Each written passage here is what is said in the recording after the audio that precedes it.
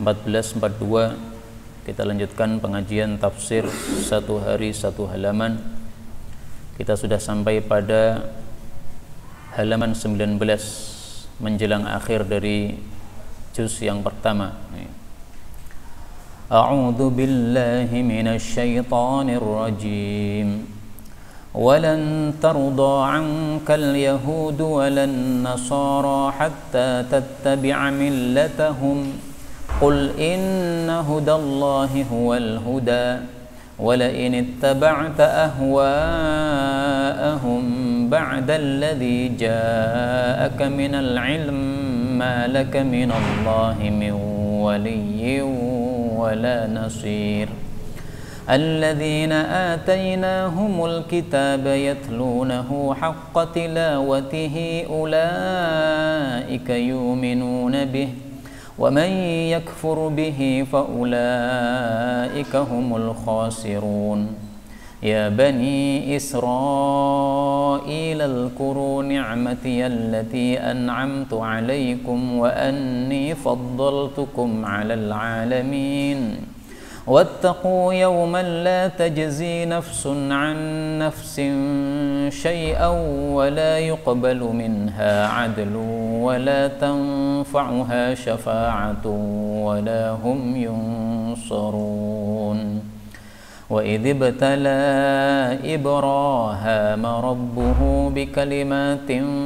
فأتمهن قال إني جاعلك للناس إماما قال ومن ذريتي قال لا ينال عهدي الظالمين وإذ جعلنا البيت مثابة للناس وأمنا واتخذوا من مقام إبراهام مصلى وعهدنا إلى إبراهام وإسماعيل أن طهرا بيتي للطائفين والعاكفين والركع السجود وإذ قال إبراهام رب اجعل هذا بلدا آمنا وارزق أهله من الثمرات من آمن منهم بالله واليوم الآخر قال ومن كفر فأمتعه قليلا ثم أضطره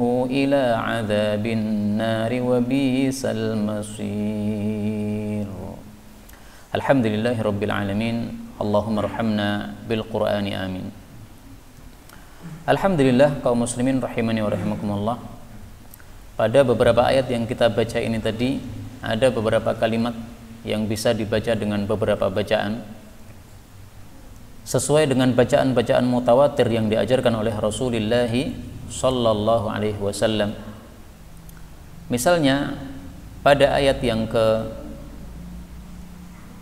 124 Ibrahim ini bisa dibaca Ibrahim dengan qiraah Ibnu Amir. Yang qiraah Ibnu Amir ini juga termasuk qiraah yang mutawatir, berarti yang sumbernya juga dari Rasulullah sallallahu alaihi wasallam. Tapi perlu dicatat, tidak semua kata-kata Ibrahim dalam Al-Qur'an bisa dibaca Ibrahim, tidak.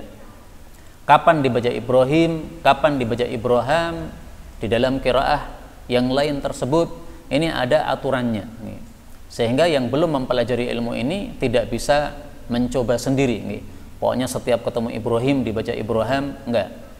Nah, untuk surat Al-Baqarah ini memang kata-kata Ibrahim oleh Al-Imam Ibnu Amir ini boleh dibaca dengan bacaan Ibrahim semua dari awal surat Al-Baqarah sampai dengan akhir surat Al-Baqarah. Maka di sini tadi beberapa kali kita ketemu kata-kata Ibrahim, bisa dibaca Ibrahim, bisa juga dibaca Ibrahim. Artinya tidak berubah, yaitu ini adalah namanya Nabi Ibrahim alaihi salatu wassalam.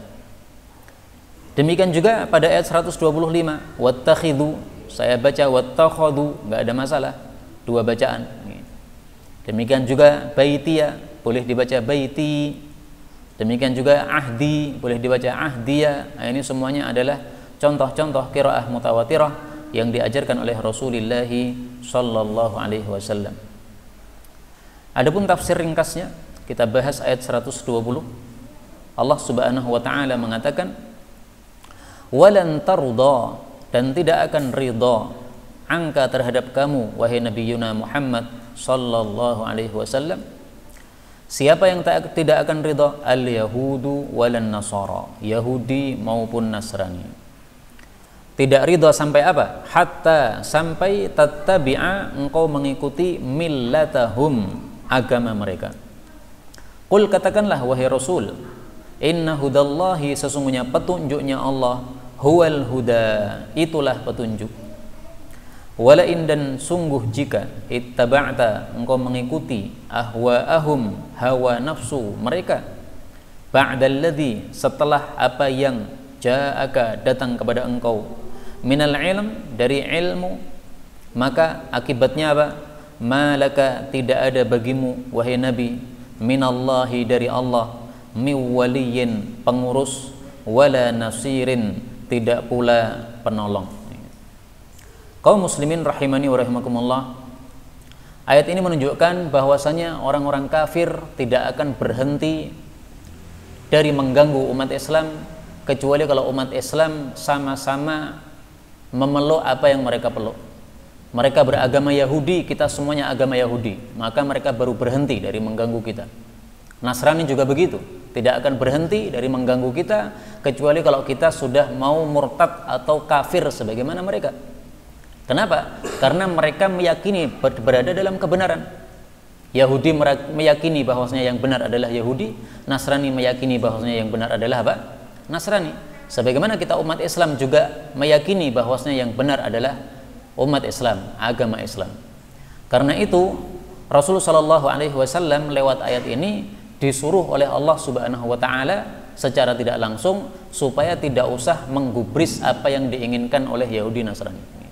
Kenapa? Karena kalau kita menggubris keinginan mereka, tidak akan berhenti keinginan mereka sampai kita betul-betul sama persis dengan mereka. Mereka merayakan Natal, kita merayakan Natal juga. Nah, kalau kita sudah sama persis dengan mereka, mereka baru berhenti dari mengganggu kita. Jadi mereka tidak akan pernah berhenti dari mengganggu kita sampai kita betul-betul serupa dengan mereka. Karena itu dalam masalah agama, kita tidak mencari kerelaan agama yang lain manapun juga. Kita hanya mencari keridhaan Allah Subhanahu wa Ta'ala. Manusia mau terima mau tidak terima bukan urusan kita. Yang penting kita mengamalkan apa yang diperintahkan oleh Allah Subhanahu wa Ta'ala. Karena itu seringkali orang-orang kafir di masa Nabi menawar-nawarkan kepada Rasul Shallallahu Alaihi Wasallam, ditawarkan ini, ditawarkan itu, ya supaya hampir serupa antara dua agama ini. Tidak hanya satu agama di atas muka bumi. Tapi Rasul Shallallahu Alaihi Wasallam disuruh oleh Allah menolak tegas apa yang mereka inginkan. Pada surah Al-Kafirun misalnya, Allah Subhanahu Wa Taala suruh Nabi Shallallahu Alaihi Wasallam mengatakan, "Qul ya ayyuhal kafirun la a'budu ma ta'budun." Bahkan berikutnya, "Wala ana 'abidum ma 'abadtum." Ini ayat 2 dan ayat 4 ini berbeda. La a'budu ma ta'budun, sekarang aku tidak menyembah apa saja yang kalian sembah sekarang. Untuk besok, untuk ke depan gimana? Sama saja. Wala ana 'abidum ma 'abadtum. Saya tidak bakal menyembah apa yang kalian sembah. Nah, maka ayat keempat ini adalah penegasan lebih tegas lagi. Kalau ayat kedua itu untuk masa sekarang. Sekarang saya tidak mau ikuti yang kalian sembah. Untuk selama-lamanya sama juga. Nah, ini jawaban dari Allah Subhanahu wa Ta'ala terhadap tawaran orang-orang kafir yang mereka ingin menyamakan antara dua agama yang berbeda ini, Islam dengan kafir ini. Mereka menawarkan kepada Rasul Shallallahu Alaihi Wasallam, "Hei Muhammad, kita supaya adil gini aja lah, setahun nyembah Tuhanmu, setahun lagi nyembah Tuhan kami." Jadi setahun Nabi Muhammad bersama orang-orang kafir nyembah Allah, nanti setahun lagi beliau bersama orang-orang kafir nyembah berhala. Itu keinginan mereka. Dijawab oleh Allah Subhanahu wa Ta'ala dengan surat ini. Tidak mungkin seperti itu. Masalah agama, kita hanya mencari ridha Allah, tidak mencari ridhonya manusia. Manusia nggak terima, bukan urusan kita. Kita mengatakan Nabi Isa bukan anak Tuhan, mereka nggak terima, bukan urusan kita. Mereka mau atau tidak, itu adalah urusan mereka sendiri terhadap Allah Subhanahu wa Ta'ala nanti. Karena Allah Subhanahu wa Ta'ala sudah menegaskan kepada kita bahwasanya petunjuk yang benar hanyalah inna hudallahi huwal huda. Jadi petunjuk yang betul-betul petunjuk itu yang datang dari Allah. Sementara apa yang mereka ucapkan bahwasanya Isa adalah anak Tuhan, bahwasanya Isa adalah Tuhan yang ketiga dari tiga Tuhan, itu semuanya bukan perkataan yang benar. Maka dalam hadis Nabi SAW mengajarkan kepada kita bahwa hendaklah dalam masalah agama ini kita mencari ridhonya Allah Subhanahu wa taala. Beliau mengatakan, "Manil tamasa ridallah." Barang siapa yang mencari ridha Allah, bisa khotin nas, tetapi menyebabkan murkanya manusia, kafahullahu mu'natan nas, maka Allah akan mencukupi dia dari beban manusia. Wa manil tamasa ridon nas, tetapi siapa yang mencari ridha manusia, bisa khotillah, padahal melakukan sesuatu yang dimurkai Allah, wakalahullahu ilan nas, maka Allah akan pasrahkan dia kepada manusia sehingga dia akan tergantung pada para manusia. Ini hadis riwayat Tirmidzi, derajatnya sahih. Nah, maka sejak zaman dulu sampai hari ini para ulama-ulama pewaris Nabi tidak pernah mau mengadakan kompromi dengan orang-orang kafir. Kalau ada orang-orang yang mau ngajak kompromi dengan orang-orang kafir, misalnya doa bersama di gereja dan sebagainya, itu dipastikan bukan ulama. Itu adalah ulama palsu, ulama usu, ulama jahat, ulama jelek, ulama yang nggak paham agama. Lah yang paham agama jelas, la a'budu ma ta'budun. Masalah peribadatan itu sendiri-sendiri. Kamu punya Tuhan, kami juga punya Tuhan, nggak bisa disatukan. Kalau hanya masalah dunia masih bisa. Ada orang bertanya kepada saya, boleh nggak saya bekerja di tempatnya orang kafir? Saya tanya, pekerjaannya apa? Di warung. Warung milik siapa? Milik orang kafir. Kenapa kerja di orang kafir? Katanya karena orang kafir tersebut punya warung itu masih kerabat saya, menawarkan saya untuk kerja di situ. Nah, saya bilang nggak ada masalah. Kalau memang hanya masalah dunia saja. Kalau masalah agama, bab ibadah, tidak ada sama sekali kompromi dengan orang-orang kafir. Ayatnya sangat jelas, tidak ada perbedaan pendapat di antara para ulama. Lakum dinukum waliyadin. Bagimu agamamu, bagiku agamaku. Selesai masalah ini. Karena itu di sini Allah Subhanahu wa taala menegaskan, wahai Nabi, wala in ittaba'ta ahwa'ahum. Kalau kamu ikuti hawa nafsu mereka, padahal kamu sudah datang ilmu dari Allah, tidak boleh ikuti hawa nafsu mereka, maka kamu nanti kalau Allah turunkan siksa, ma laka minallahi min waliyyin wala nasir. Tidak ada yang bisa mengurus kamu, tidak ada yang bisa menolong kamu, minallah, dari Allah, maksudnya apabila Allah turunkan siksa. Dari siksa Allah, nggak ada yang bisa menolong kamu. Jadi ini ancaman dari Allah Subhanahu wa taala. Kalau mengikuti hawa nafsunya orang-orang kafir sehingga menyetujui peribadatan mereka, maka Allah akan turunkan siksanya. Karena Allah sudah menegaskan bahwasanya Islam ini tidak bisa dicampur dengan agama yang lain. Innad dina indallahil Islam. Allah juga mengatakan, la in asyrakta la yahbatanna 'amaluk. Sungguh jika kamu itu syirik wahai Muhammad, la yahbatanna 'amaluk.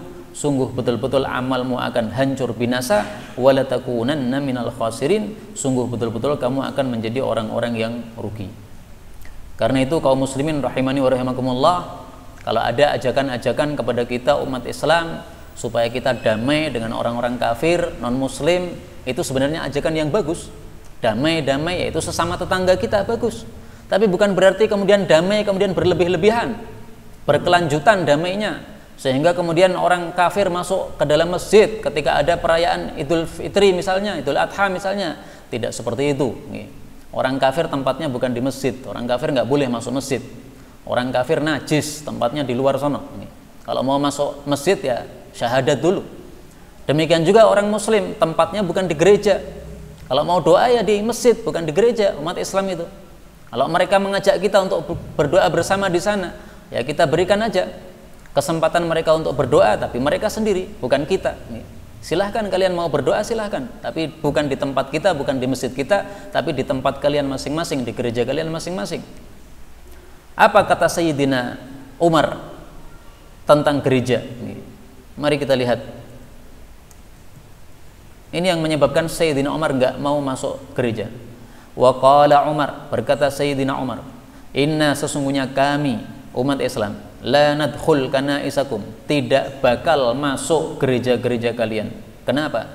Min ajli tamathil, dengan sebab adanya patung-patung, allati fiha suwar, yang ada patung makhluk hidupnya di situ. Salib-salib itu ya, ada patungnya kan di situ. Nah, itu tidak boleh kita kemudian masuk ke dalamnya. Karena sama dengan kita membenarkan kemungkaran. Patung itu termasuk perkara yang diharamkan dalam Islam. Patung makhluk hidup. Apalagi meyakini bahwasanya yang disalib itu adalah anak Tuhan. Nah, itu adalah satu keyakinan yang lebih sesat lagi. Maka ini dua kesalahan kalau kita masuk ke dalam gereja-gereja meyakini adanya hal-hal tersebut. Na'udzubillahi min syarri dzalik. Kemudian Allah Subhanahu wa taala mengatakan, alladzina, orang-orang yang atainahum, telah kami berikan kepada mereka al-kitaba, kitab itu, yatlunahu, mereka membacanya, haqqa tilawatih, dengan sebenar-benar membacanya. Ulaika, mereka itulah yu'minuna bih, yang beriman dengannya. Wa may yakfur bihi, dan barang siapa yang kafir terhadapnya, fa ulaika, maka mereka itulah humul khasirun, orang-orang yang rugi. Maksudnya adalah bahwasanya ahli kitab yang dulu, Yahudi Nasrani, tapi yang dulu, yang mendapatkan Taurat dan Injil yang masih asli, yang dulu, yang mengikuti Nabi Musa dan mengikuti Nabi Isa alaihissalatu wassalam, mereka itu yatlunahu haqqa tilawatih, membaca kitab suci mereka masing-masing dengan bacaan yang sesungguhnya. Apa maksudnya membaca dengan bacaan yang sesungguhnya? Ditafsirkan oleh Ibnu Mas'ud. Apa kata Ibnu Mas'ud? Yaitu yang dimaksud membaca dengan bacaan sesungguhnya adalah yuhillu halalahu, mengatakan yang halal halal, yuharrimu haramahu, mengatakan yang haram haram, wa yaqra'uhu kama unzila, dibaca persis seperti waktu diturunkan dulu, enggak diubah-ubah. Wala yuharrif, tidak mentahrif, tidak mengubah-ubah maknanya, apalagi mengubah-ubah isinya, tidak. Nah, maka ini adalah pujian Allah Subhanahu wa taala kepada orang-orang yang diberi oleh Allah kitab Taurat dan Injil, tapi di masa dulu, di masa Nabi Musa dan di masa Nabi Isa alaihissalatu wassalam. Maka ini celaan dari Allah kepada Yahudi Nasrani di masa Nabi Muhammad sallallahu alaihi wasallam. Kenapa? Karena mereka di masa Nabi Muhammad, mereka tidak yatlunahu haqqa tilawatih, tidak membaca dengan sebenar-benar bacaan. Karena mereka membacanya itu dipilih-pilih, Pak. Ini ayatnya cocok dibaca, ayatnya nggak cocok ditutupi pakai tangan. Ketika Nabi mengatakan, wahai orang-orang Yahudi, bawakan Taurat, mana Taurat? Kemudian disuruh tunjukkan mana hukuman bagi orang yang berzina, mana? Ada di dalam Taurat itu yang berzina rajam, ada. Tetapi ternyata mereka tutupi dengan tangan. Karena Nabi Muhammad SAW orang yang nggak bisa baca tulis, maka mereka tipu, nggak ada wahai Muhammad, ditutupi dengan tangan. Nah, maka ada seorang sahabat Nabi yang cerdas, Abdullah bin Salam. Dia dulu mantan Yahudi, tapi kemudian masuk Islam. Beliau mengatakan, ya Rasulullah, suruh angkat jarinya itu. Nah, setelah diangkat jarinya ternyata betul ada ayat rajam di situ. Nah, maka ini orang-orang yang membaca kitab suci mereka tanpa bacaan yang sesungguhnya. Nah, karena itu kaum muslimin rahimani wa rahimakumullah, meskipun ayat ini bicaranya tentang orang-orang Yahudi dan Nasrani, tetapi kita juga ditegur dengan ayat ini. Apakah kita membaca ayat Al-Quran dengan haqqa tilawatih? Kalau kita ingin termasuk yang membaca Al-Quran dengan haqqa tilawatih, maka kita harus mengatakan yang halal-halal, yang mengatakan yang haram-haram, kemudian kita membacanya dengan sebenar-benar bacaan tanpa diubah-ubah, kemudian diikuti isinya. Jadi yatlunahu ini sebagian ulama tafsir mengartikan mengikuti. Memang dalam bahasa Arab kata-kata tala yatlu bisa bermakna membaca, bisa juga bermakna mengikuti. Nah, maka disebut haqqa tilawati, benar-benar membaca, itu adalah kalau kita membaca dan mengikuti apa yang kita baca. Kalau kita hanya membaca tapi kemudian kita buang, itu berarti bukan haqqa tilawati, itu hanya qiraah saja. Itu juga tercela. Tercela kenapa? Karena kita tidak mengikuti apa yang kita baca.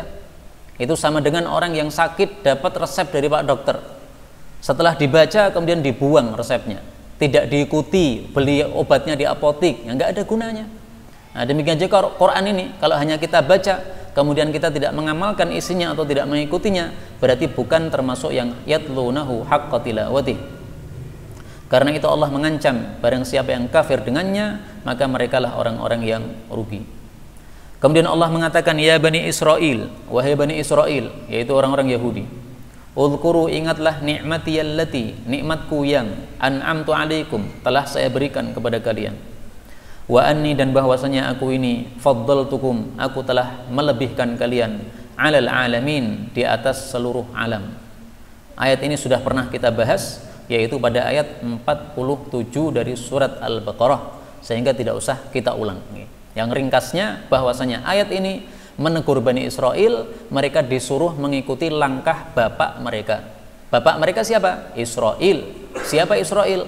Nabi Ya'qub alaihissalatu wassalam.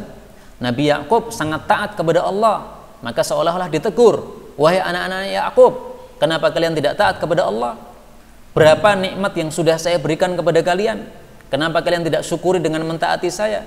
Ini teguran dari Allah Subhanahu wa ta'ala. Karena itu kita juga mengambil pelajaran dari ayat ini, marilah kita mensyukuri nikmat Allah dengan cara kita gunakan untuk mentaati Allah Subhanahu wa ta'ala.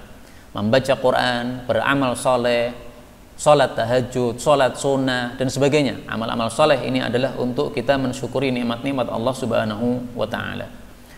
Kemudian Allah mengatakan, wattaqu, dan takutlah yauman, satu hari yang besar, la tajzi, yang tidak bisa mencukupi atau berguna, nafsun, suatu jiwa, an nafsin, terhadap jiwa yang lain, syai'an, sedikit pun, wala yuqbalu minha, dan tidak diterima darinya adlun, tebusan, wala tanfa'uha, dan tidak bermanfaat terhadapnya syafa'atun, syafaat, wala hum, dan tidaklah mereka yungsorun, ditolong. Ayat ini juga sudah kita baca, yaitu pada surat Al-Baqarah ayat 48. Hanya ayatnya sedikit berbeda. Wala yuqbalu minha syafa'atun wala yu'khadhu minha adlun. Jadi syafaat dulu baru adl, sementara kalau di sini wala yuqbalu minha adlun wala tanfa'uha syafa'atun, dibalik. Nah, pertanyaannya kenapa dibalik?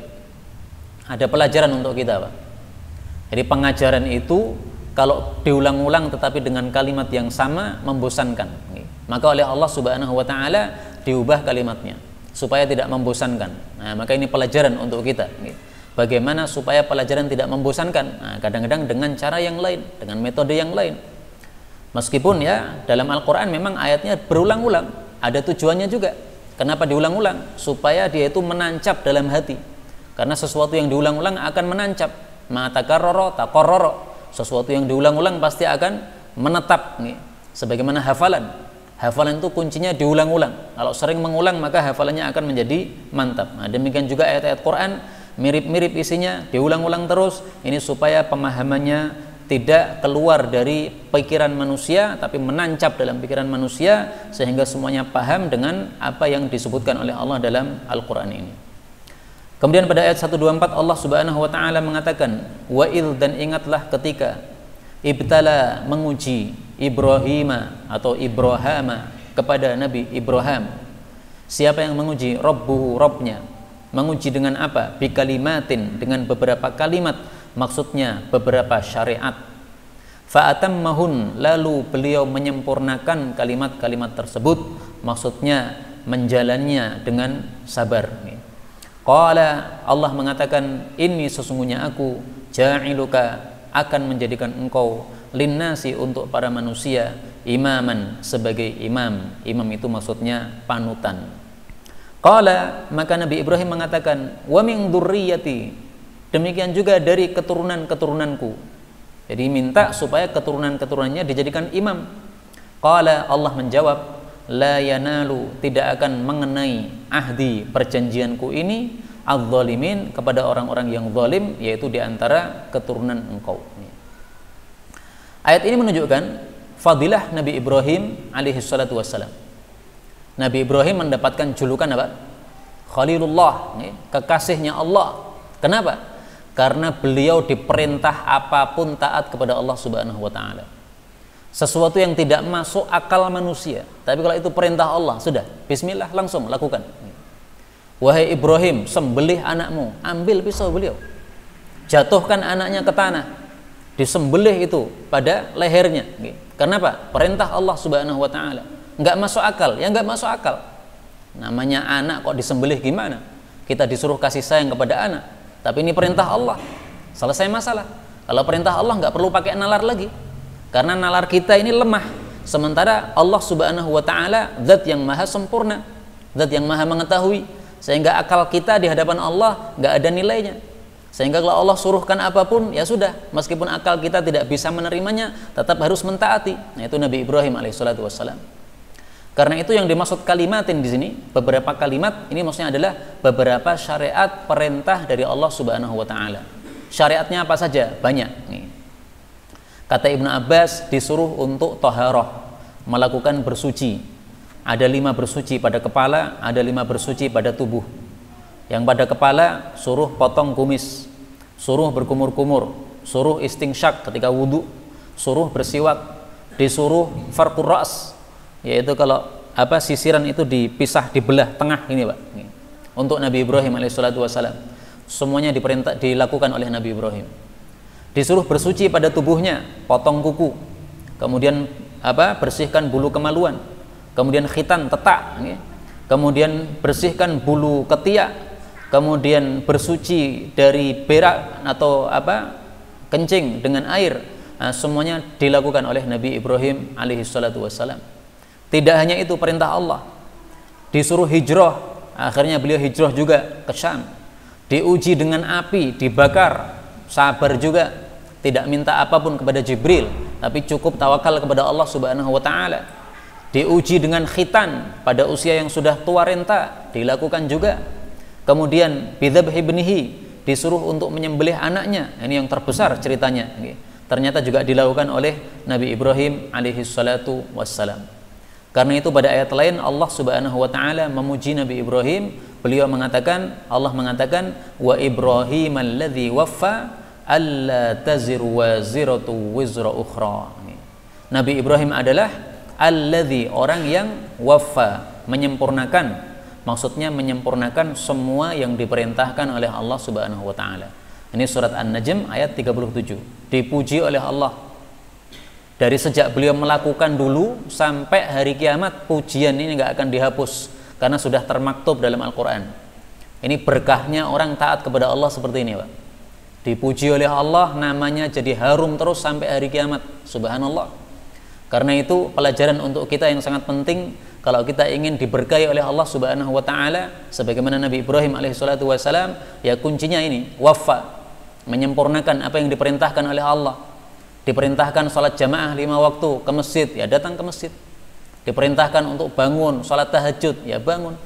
Diperintahkan untuk utlu ma uhya ilaika minal kitab, baca Quran, ya baca Quran.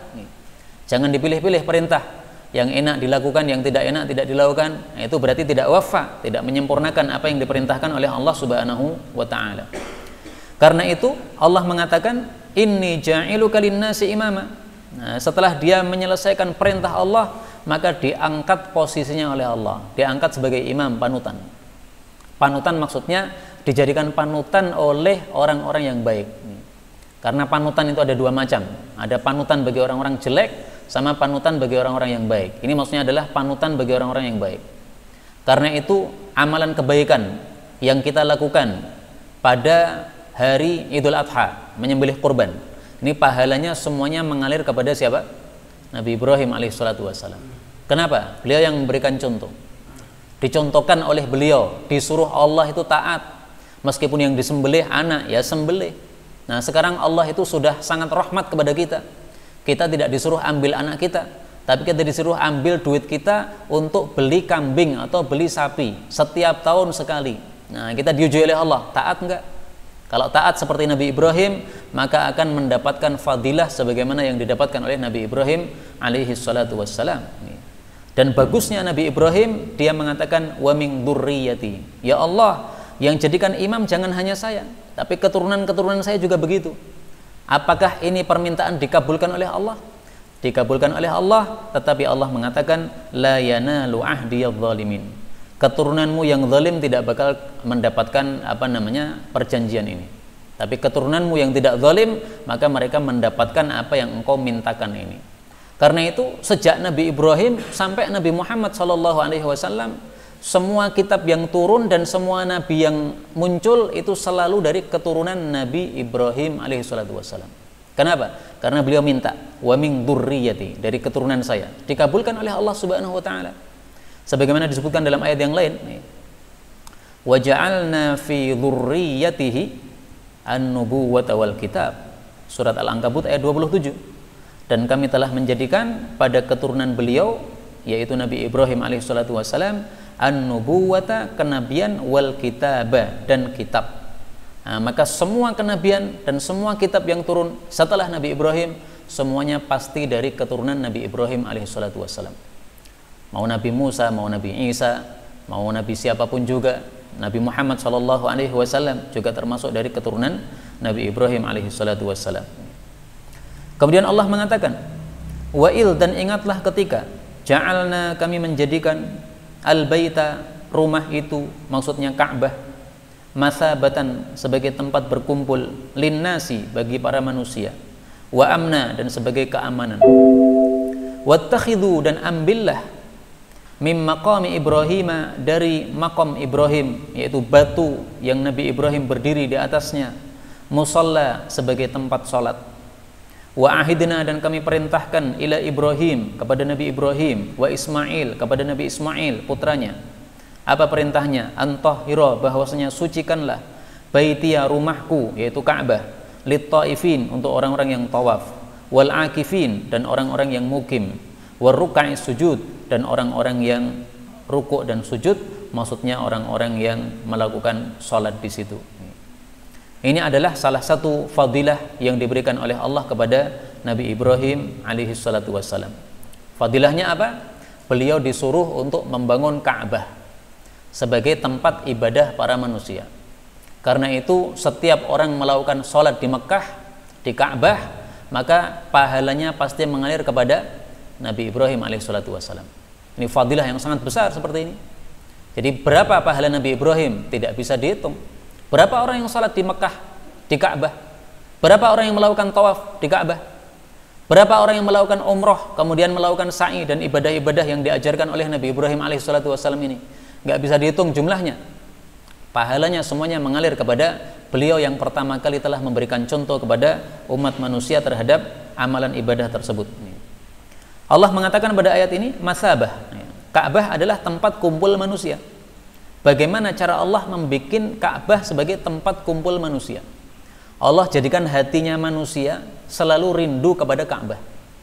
Orang yang sudah pernah ke Ka'bah, kalau ditanya, pengen nggak kembali ke sana? Pasti mengatakan pengen lagi. Orang yang pernah haji, ditanya, apakah pengen lagi balik sana? Pasti mengatakan pengen. Rata-rata orang begitu. Orang yang hatinya biasa atau bersih pasti begitu. Kalau orang mengatakan saya nggak seneng sama Ka'bah, itu berarti hatinya yang kotor saja. Tapi hati yang bersih, orang yang baik, pasti hatinya cenderung cinta kepada Ka'bah. Nah, itulah cara Allah menjadikan Ka'bah sebagai masabah, tempat kumpulnya manusia. Karena orang yang sudah pernah ke sana pasti ingin balik lagi, akhirnya kumpul lagi terus. Wa amna, dijadikan tempat aman. Termasuk orang-orang jahiliyah dulu, mereka tidak akan melakukan suatu pelanggaran, pembunuhan di Mekah. Kenapa? Sudah dijadikan oleh Allah sebagai tanah haram. Bahkan di masa jahiliyah dulu, seseorang ketemu dengan orang yang membunuh bapaknya atau membunuh adiknya, tapi kalau ketemunya di Mekah, mereka nggak berani mengganggu sama sekali. Ditunggu sampai keluar dari Mekah, baru kemudian dicegat. Kalau masih berada dalam Mekah, maka mereka tidak berani. Kenapa? Kalau mereka mengganggu, nanti khawatir malah kuwalat. Banyak orang kuwalat di Mekah, termasuk berhala Ikaf dan Na'ilah. Itu ceritanya adalah dua orang, laki perempuan, melakukan hubungan zina, Pak. Zinanya di mana? Neko-neko, zina di dalam Ka'bah. Langsung dikutuk oleh Allah Subhanahu wa taala, jadikan patung akhirnya, supaya jadi pelajaran oleh manusia. Jangan neko-neko sama Ka'bah. Zina kok dalam Ka'bah. Nah, maka manusia zina dalam Ka'bah ini dosanya lebih besar daripada zina di tempat-tempat yang lain. Maka langsung dijadikan patung oleh Allah Subhanahu wa taala. Wallahu a'lam, itu dalam sejarah disebutkan seperti itu, tapi memang di sana ada berhala Ikaf dan Na'ilah. Nama laki-laki dan nama seorang perempuan yang konon berzina di Ka'bah. Kemudian ayat ini, jadikanlah makom Ibrahim sebagai tempat sholat, maksudnya kalau kita sudah melakukan tawaf 7 kali putaran, maka setelah itu kita disunahkan melakukan sholat sunnah tawaf, yaitu 2 rakaat. Di mana tempatnya? Di belakang makom Ibrahim. Ya, jadi ini Ka'bah, kemudian nanti berjalan ke arah sana dikit ada makom Ibrahim, batu itu yang ada tempatnya itu. Nah, kita sholatnya di baliknya situ, di belakangnya situ, sehingga kita menghadap ke arah makom Ibrahim tersebut. Sebenarnya kita sholat dimanapun juga di dalam Masjidil Haram tidak ada masalah, tapi memang lebih afdolnya adalah di balik makom Ibrahim tersebut. Seandainya misalnya kita sholatnya di depan makom Ibrahim, boleh nggak? Nggak ada masalah. Ini Ka'bah kan, kemudian ada jedanya, kemudian makom Ibrahim. Seandainya kita sholatnya di tengah-tengah antara makom Ibrahim dengan Ka'bah, gimana? Apakah sah? Ya sah juga. Cuma kalau Nabi itu mundur, mundur di belakangnya makom Ibrahim. Nah sebenarnya makom Ibrahim ini dulunya nempel pada temboknya Ka'bah. Nah mundur itu gara-gara diundurkan oleh Sayyidina Umar. Diundurkan oleh Sayyidina Umar sehingga orang-orang jadi mudah untuk mencium Hajar Aswad. Karena ketika dulu menempel pada tembok Ka'bah, otomatis orang sholat di belakangnya sehingga menghalangi orang-orang yang masih tawaf di situ. Dimundurkan oleh Sayyidina Umar bin Khattab radhiyallahu anhu, dan tidak ada sahabat satupun yang mengingkari beliau. Kemudian Allah Subhanahu wa taala mengatakan, wa il, dan ingatlah ketika qala Ibrahim, Nabi Ibrahim berkata, Rabbi wahai Rabbku, ij'al, jadikanlah hadza, kota ini yaitu Mekkah, baladan amina, kota yang aman, warzuqa ahlahu, dan berilah rizki kepada penduduknya, minas samarati, buah-buahan, man amana minhum, orang yang iman di antara mereka, billahi wal yaumil akhir, kepada Allah dan hari akhir. Qala, Allah menjawab, wa man kafara, dan siapapun yang kafir, fa umti'uhu atau fa umatti'uhu, saya akan memberikan bekal kepadanya, qalilan, sedikit, yaitu di dunia saja. Thumma, kemudian attarruhu, saya akan mendesaknya, ila adzabin nar, kepada siksaan yang api neraka, wabisa, dan seburuk-buruk al-masir, tempat kembali.